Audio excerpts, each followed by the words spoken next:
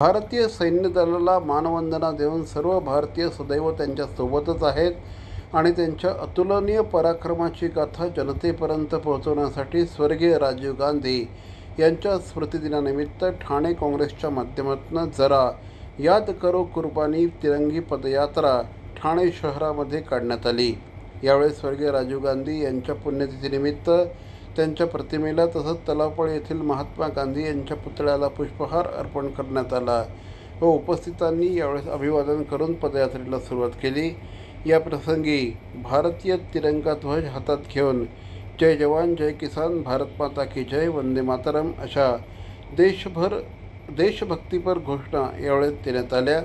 या पदयात्रेचं ठाणे स्टेशन ते संविधानकार डॉक्टर बाबासाहेब आंबेडकर यांच्या पूर्णाकृती पुतळ्याला पुष्पमाला अर्पण करून यावेळी श्रद्धांजली वाहण्यात आली। यावेळी बोलताना विक्रांत चव्हाण यांनी भारताचे तत्कालीन पंतप्रधान जवाहरलाल नेहरू, लालबहादूर शास्त्री, श्रीमती इंदिराजी गांधी यांच्या काळात देशाचा खऱ्या अर्थाने विकास झाला। याच कालावधीमध्ये भारत आणि पाकिस्तानचं युद्ध झालं। या युद्धामध्ये भारतीय सैन्याने विजय मिळवला।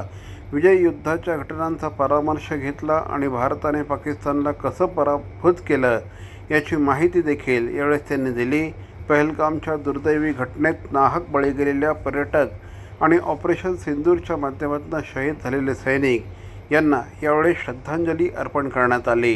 पाकिस्तानने पहलगाममध्ये जे आपले नागरिक निष्पाप मारले त्यानंतर जो युद्धाचं स्वरूप आलं होतं त्या युद्धामध्ये आपल्या सैन्याने जो हल्ला केला पाकिस्तानवरती त्याच्या समर्थनार्थ आणि जे पहलगाममध्ये आपले नागरिक वारले गेले त्यांना श्रद्धांजली वाहण्यासाठी तसेच सैनिक जे आपले ह्या युद्धामध्ये मृत्यू पावले यांच्यासाठी त्यांच्या श्रद्धांजली त्यांना अर्पण करण्यासाठी ऑल इंडिया काँग्रेस